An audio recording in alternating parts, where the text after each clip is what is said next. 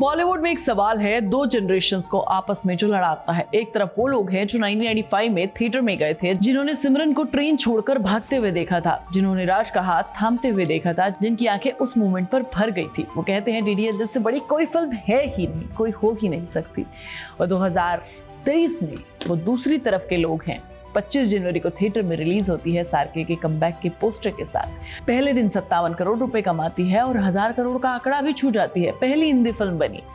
वो कहते हैं पठान से बड़ा कमबैक नहीं हुआ, पठान से बड़ी जीत कोई है ही नहीं। अब यार दिक्कत क्या है कि दोनों फिल्में सही हैं और दोनों गलत भी हैं।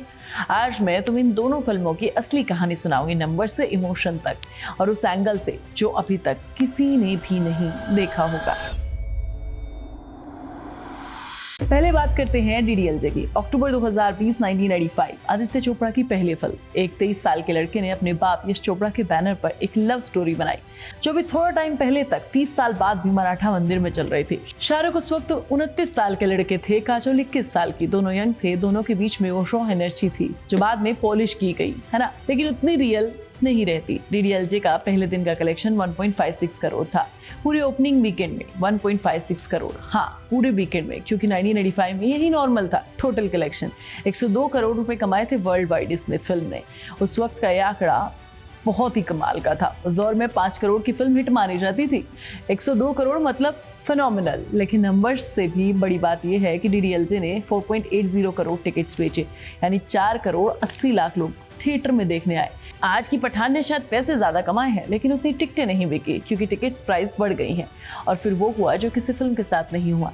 डीडीएलजे मराठा मंदिर में चलती रही, एक हफ्ता, एक महीना, 1 साल, 10 साल, 30 साल नहीं, पूरे की पूरे 31 साल।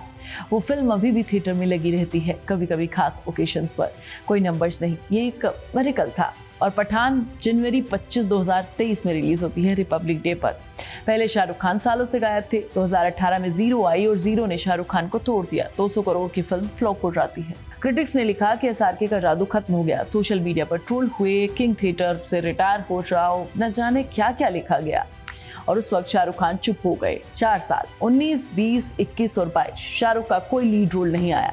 इस बीच आर्यन का केस भी हुआ। 26 दिन आर्थर रोड जेल पर एक बाप जो अपने बेटे के लिए बाहर खड़ा रहा और अंदर से टूटा रहा। 25 जनवरी 2023 पठान रिलीज होती है। 57 करोड़ रुपए कमाती है रिलीज वाले दिन, और हफ्ता पूरा होते होते 364 करोड़ और फाइनल नंबर्स आए 1050 करोड़ वर्ल्ड वाइड कलेक्शन। पहली हिंदी फिल्म जिसने चाइना के बिना 1000 करोड़ के क्लब में एंट्री मारी। थिएटर में जो हुआ वो देखने वाला था। जब पठान स्क्रीन पर आए, लोग खड़े हो गए, विसल बजाए, क्लैप्स की, आंसू थे, रो रहे थे, क्योंकि उनका किंग वापस आ चुका था। फेवरेट एक्टर जिसे इंडस्ट्री ने लिख दिया था कि वो वापस नहीं आएगा। ये सिर्फ एक कमबैक नहीं था, ये उस इंसान का कमबैक था। एक कंपैरिजन था नंबर्स में, कोई मुकाबला नहीं था। पठान ने 1000 करोड़ से भी ज्यादा का कलेक्शन किया, डीडीएलजे ने 102 करोड़ रुपए कमाए। एक कंपैरिजन फेयर नहीं है, क्योंकि 1995 में टिकट्स 10 से 15 रुपए की आती थी और आज टिकट 250 से 500 के बीच में आती है। डीडीएलजे की टिकट्स आज की प्राइस पर बिकती तो ज्यादा कलेक्शन होता, 1500 करोड़ से कहीं ज्यादा। टिकट्स की संख्या में डीडीएलजे ने 4.80 करोड़ टिकट्स भेजे थे, पठान ने अप्रोक्सीमेटली 3.5 करोड़, यानी ज्यादा लोग डीडीएलजे देखने गए थे कम पैसों में। कल्चरल इंपैक्ट है यार, कोई मुकाबला नहीं है। डीडीएलजे ने बॉलीवुड की डेफिनेशन बदली है। उसने एनआरआई ऑडियंस को बॉलीवुड में से कनेक्ट किया है। उसने प्रूव किया है कि इंडियन वैल्यूज और मॉडर्न रोमांस एक साथ चल सकते हैं। उसने एक ऐसी जोड़ी राज और सिमरन को इतना आइकॉनिक बना दिया कि 30 साल बाद भी उनका नाम लेते हैं तो लोग मुस्कुरा देते हैं। पठान का कल्चरल इंपैक्ट अलग था। उसने प्रूव किया कि शाहरुख खान अभी भी रेलेवेंट हैं। उसने प्रूव किया कि बॉलीवुड जो साउथ की फिल्म्स के सामने हार रही थी, अभी भी 1000 करोड़ कमा सकती है। उसने 57 साल के एक्टर को, जिसे लोगों ने लिख दिया था कि अब किंग नहीं बन सकता, उसे फिर से किंग बना दिया।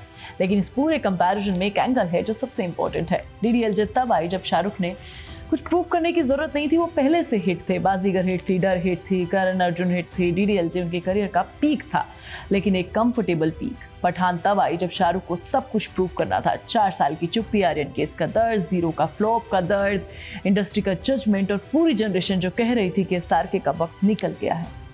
डीडीएलजे एक 29 साल के लड़के की लव स्टोरी थी। पठान एक 57 साल के इंसान की सर्वाइवल स्टोरी थी। और यही इस कंपैरिजन का सबसे ऑनेस्ट जवाब है। तो इन दोनों में से कौन बड़ी है? दिल पूछे तो डीडीएलजे, है ना, नंबर्स पूछे तो पठान। लेकिन अगर शाहरुख खान की जिंदगी की बात करें तो दोनों उनके लिए अलग अलग मीनिंग निकालती हैं। डीडीएलजे वो फिल्म है जिसने शाहरुख को किंग बनाया, पठान वो फिल्म है जिसने साबित किया कि किंग अभी रिटायर नहीं हुआ है। शाहरुख की सबसे बड़ी ग्रेटनेस की ये दोनों फिल्म है। तो मुझे कमेंट करके बताओ कि तुम्हारे लिए कौन सी बड़ी है, डीडीएलजे या पठान, और क्या किंग 2026 में दोनों को पीछे छोड़ देगी? मैं तुम्हें नेक्स्ट वीडियो में मिलूंगी, तब तक तुम चैनल को सब्सक्राइब कर लेना, वीडियो को लाइक और शेयर कर लेना, और प्लीज बेल आइकन दबाना मत भूलना।